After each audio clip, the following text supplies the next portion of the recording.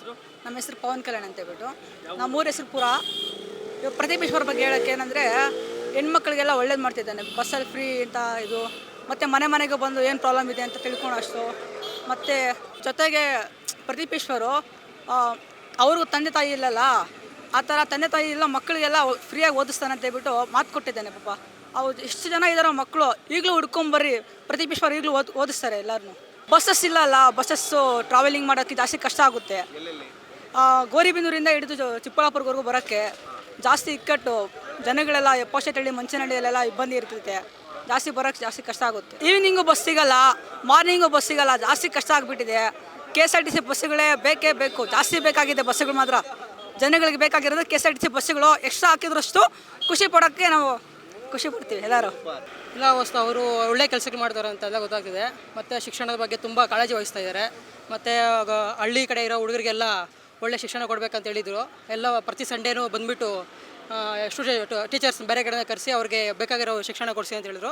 ಎಲ್ಲ ಒಳ್ಳೆ ಕೆಲಸ ಮಾಡ್ತಿದ್ದಾರೆ. ಶಿಕ್ಷಣದ ಬಗ್ಗೆ ತುಂಬ ಕಾಳಜಿ ವಹಿಸ್ತಿದ್ದಾರೆ. ಒಳ್ಳೆ ಶಾಸಕರು, ಒಳ್ಳೆ ಹೆಸರಿದೆ. ಎಲ್ಲ ಇಡೀ ಕರ್ನಾಟಕದಲ್ಲೆಲ್ಲ ಒಳ್ಳೆ ಹೆಸರು ಶಾಸಕರು ಅಂತೆಲ್ಲ ನೋಡ್ತಾ ಇದ್ದೀವಿ ನಾವು. ಫೇಸ್ಬುಕ್ ಎಲ್ಲ ಬರ್ತಾಯಿದೆ. ದಿನ ಬೆಳಗ್ಗೆ ಎಲ್ಲ ಹೋಗ್ಬಿಟ್ಟು ಮನೆಗೆ ಹೋಗಿ ಅವ್ರ ಪ್ರಾಬ್ಲಮ್ಸ್ ಏನಂತೆಲ್ಲ ಕೇಳಿ ಅವರೆಲ್ಲ ಅಲ್ಲೇ ಸಾಲ್ವ್ ಮಾಡ್ತಾರೆ. ಯಾರಿಗೆ ಪ್ರಾಬ್ಲಮ್ಸ್ ಅಲ್ಲೇ ಸಾಲ್ವ್ ಮಾಡಿ ಮತ್ತು ಬಡ ಮಕ್ಕಳಿಗೆಲ್ಲ ಸಹಾಯ ಮಾಡ್ತಾರೆ. ಎಜುಕೇಷನ್ ಏನು ಬೇಕೋ ಎಲ್ಲ ಒಳ್ಳೆ ಕೆಲಸ ಮಾಡ್ತಾರೆ. ಇವಾಗ ಏನಂದರೆ ನನಗೆ ತಂದೆ ಇಲ್ಲ. ನನಗೆ ಸ್ವಲ್ಪ ಅಂದರೆ ಇವಾಗ ನಾನು ಕಾಲೇಜ್ ಫೀಸ್ ಕಟ್ಟಬೇಕಾದ್ರೂ ನಾನೇ ದುಡ್ಡು ಫೀಸ್ ಕಟ್ತಾಯಿದ್ದೀನಿ. ನಮ್ಮಂಥವ್ರಿಗೆಲ್ಲ ಸಹಾಯ ಮಾಡ್ಬೇಕಂತ ಮಾಡ್ತೀನಿ. ಅದೇ ಚೆನ್ನಾಗಿ ಹೆಲ್ಪ್ ಮಾಡಬೇಕು. ಹಿಂಗೆ ಸ್ಟೂಡೆಂಟ್ಸ್ಗೆ ಫಸ್ಟ್ ಹೆಲ್ಪ್ ಮಾಡಬೇಕು. ಮತ್ತು ಸ್ವಲ್ಪ ಅಂಗವಿಕಲರು ಅಂಥವ್ರಿಗೆಲ್ಲ ಹೆಲ್ಪ್ ಮಾಡಬೇಕು ಅಂತ. ಬಸ್ಸಸ್ ಸ್ವಲ್ಪ ಎಕ್ಸ್ಟ್ರಾ ಹಾಕ್ಸ್ಬೇಕು ಸ್ಟೂಡೆಂಟ್ಸ್ಗೆ ಅಂತ. ಯಾವ ಕಡೆ? ಸಾದ್ಲಿ ಸೈಡು, ಆ ಸೈಡೆಲ್ಲ ಬಸ್ಗಳು ಕಡಿಮೆ ಇದಾವೆ ಈಗ. ಸ್ವಲ್ಪ ಸ್ಟೂಡೆಂಟ್ಸ್ಗೆ. ಆ ಕಡೆ ಚಾಕುಪಲ್ಲಿ ಹತ್ತಿದ್ದೇನೋ ಆ ಊರಿಗೆ ಬಸ್ಸೇ ಇಲ್ಲ. ತುಂಬ ಜನ ಹುಡುಗರು ಬರ್ತಾರೆ ಆ ಕಡೆಯಿಂದ. ಚಾಕುಪಲ್ಲಿ ಮತ್ತು ಯಾವ ಊರುಗಳಿದೆ ಆ ಕಡೆ, ಆ ಕಡೆಯಿಂದ ಬಸ್ಸೇ ಇಲ್ಲ ಆ ಕಡೆ ಎಲ್ಲ. ಅದಕ್ಕೆಲ್ಲ ಬಸ್ಗಳಾಗಬೇಕು.